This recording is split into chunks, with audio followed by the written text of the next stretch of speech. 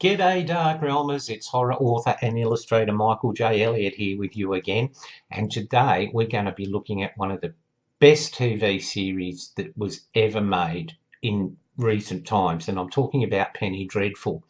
Hey, if this is your first trip to the Diaries, thank you for joining us and welcome. If you want to keep up with the best in horror in book reviews, movie reviews, creepypasta stories and trivia, then make sure to hit that subscribe button and bell notification and you'll always be up to date.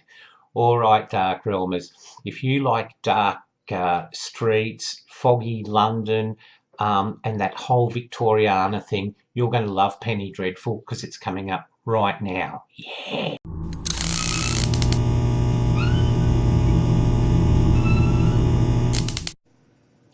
Okay, Dark Realmers, now Penny Dreadful was a Showtime production that premiered on May the 11th in 2014. And if you're wondering about the title, it refers to a type of cheap publication from the Victorian era where penny dreadfuls were the subject of lurid and sensationalist matter and dark murders and so forth. Okay, now it's a wonderful series because it takes Victorian literature and weaves it into a new plot, and we've got Timothy Dalton stars as Sir Malcolm Murray, who is searching for his abducted daughter Mina Harker. Now, if Mina Harker's name sounds a bit familiar, well, you're not wrong, because this whole premise is based on Dracula, and Mina has been captured by Dracula and his cohorts, and her father, Sir Malcolm, is desperately searching for her and desperately hoping that she will still be alive and not one of the undead. Well, there's also in the cast Miss Vanessa Ives, who's played by Eva Green, and she plays Mina's childhood friend. Now, there's a betrayal there in their friendship, and that gets sort of described more in series 2, so I won't spoil that for you. But she is helping Sir Murray try and find Mina. Now, into this, they enlist the talents of one Ethan Chandler, who is a sharpshooter in a Wild West show that's in London, and he's played wonderfully by Josh Hartnett. And the reason they need him is because when they go hunting to try and find Mina, they need someone who can shoot really quickly to shoot the vampires, and he's a wonderful character. But also into this plot that is so clever, it's just so cleverly written, Dark Realmers, they introduce a doctor who is none other than Dr. Frankenstien. Yes, we've got him in there. But also, during the social scenes where there are balls and so forth, they get introduced to Mr. Dorian Gray, who is, yes, Dorian Gray, the very same who was the main character in the novel The Picture of Dorian Gray by Oscar Wilde. And so these three storylines interact and interweave. We've got Dr. Frankenstien, they're helping medically in terms of when they capture a vampire or so forth, they try and get information out of him, and Dr. Frankenstien is there as a medical expertise. Dorian Gray is one who comes into their lives, is very charming, and of course, if you know the story, he stays eternally young, but he becomes more corrupt and more outrageous, and he stays young and untainted, but his portrait takes on all his sins. Now, these stories all come together so well with Penny Dreadful. It's a wonderful series, not just because of the clever way it uses Victorian Gothic horror, but because of the gorgeous, Victorian scenes, London, the carriages, the costumes, but it's not just all. I don't want you to get you the idea that it's all pristine. We do get to see the underbelly of London. We get to see the poverty. There's in season 2, we get to see a cholera sort of. It's meant to be a hospital, but it is just basically an underground cellar where people come to die, and it's so tragic, and it's so gives you such an idea of the illnesses and things that were prevalent there. And even though you look at this and you think, isn't that gorgeous? Wouldn't you like to live there? No, you see one of the characters played by Billie Piper, who's in both series very cleverly in two series, even after she dies, okay? You see her racked with consumption. Now, if you don't know what consumption is, that's the old name that they called tuberculosis. And of course, no cure for that, because you might not know this, Darkrealmers, but tuberculosis was still a relatively prevalent disease. I can remember during my lifetime, my parents out here in Australia, the government had a scanning service, and there was this huge van used to come to different locations, and it was compulsory to have a chest x-ray.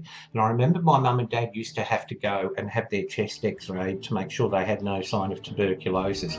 And that was when I was a kid. So you know, imagine 100 odd years ago how prevalent it was and how easy it was to spread. So it's wonderfully visual, and it pays a great deal of respect to both the side of Victorian London that we're used to, the gorgeous gowns and the balls and the cocktail parties, but we also see the dark side of Victorian London. Now, Timothy Dalton is brilliant in this series, Darkrealmers, because he's a man who is so driven to find his daughter that he doesn't care if he hurts other people along the way. He doesn't care that he comes off brusque and overbearing. All that matters is finding his daughter, because his son died in Africa. Now, Sir Murray is an explorer who's been to Africa on numerous times, and his son is very weak, and it actually gets revealed that he's gay, but of course his dad doesn't know this, but he wants to prove himself to his father. So he's already lost his son, and he's determined not to lose another child. Now, the series actually ran for 3 series. Now, unfortunately, Darkrealmers, the TV series streaming service that I watched only had the first 2 series, so I'm dying to see the final series, because in the final series, now the producer Josh Logan wanted to use characters that were still in public domain. He wanted to use the premise of the island of Dr. Moreau, but he couldn't use those characters because they were still licensed. They weren't in public domain. So he took Dr. Jekyll and Mr. Hyde, the Robert Louis Stevenson novel, and interwove those into series 3. And it's just a brilliant series, Darkrealmers, because not only do we have the main plot of Sir Murray looking for his daughter, but we've also got the subplot of not only does Frankenstein make a creature, and we're thinking, oh, is this the first creature? Because he learns to speak, he has memories of his past and everything. No, the first creature he ever built comes back, and he's terrifying.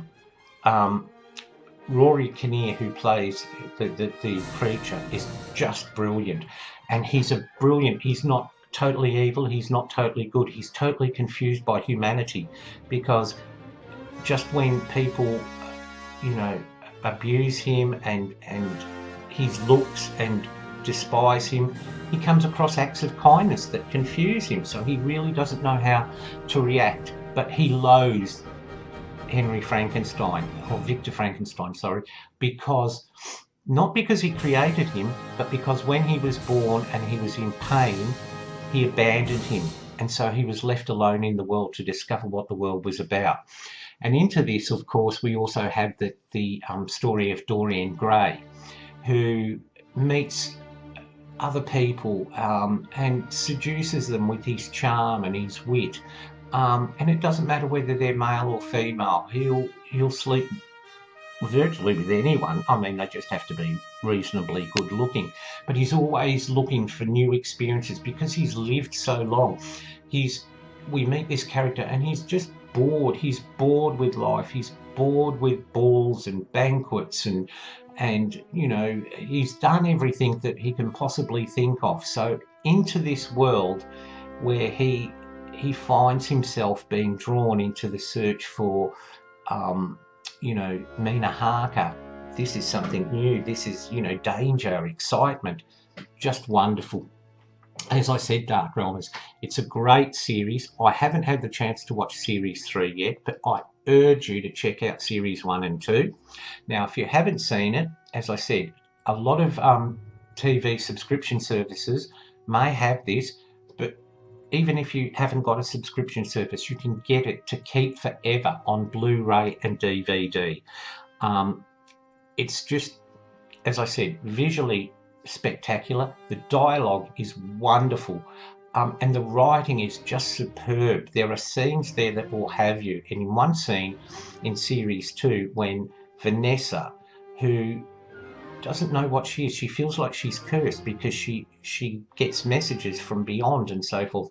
She gets trained by a witch, and there's a scene where the townsfolk actually hang the woman that she's being taught by, but they cover her in hot tar and oh, it's just horrific, but it's so well acted. So I encourage you to check that one out for yourselves, Darkrealmers. It's definitely one of the better, or one of the best actually, TV series that was produced in recent years.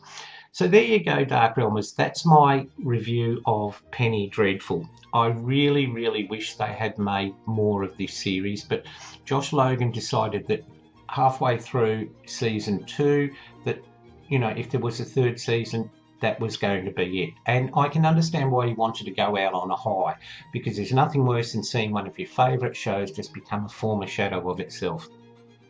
So check that one out for yourselves, Darkrealmers. I'm sure you're going to enjoy it, especially if you're a lover of old Victorian horror and the old, you know, Victorian, you know, whole, you know, imagery. You'll just love it to death. All right, Darkrealmers, well, that's it from me, horror author and illustrator Michael J. Elliott. I'll be back again soon with another review. And until then, as I always say, stay in the light, Darkrealmers, and I'll see you again very, very soon. Bye for now.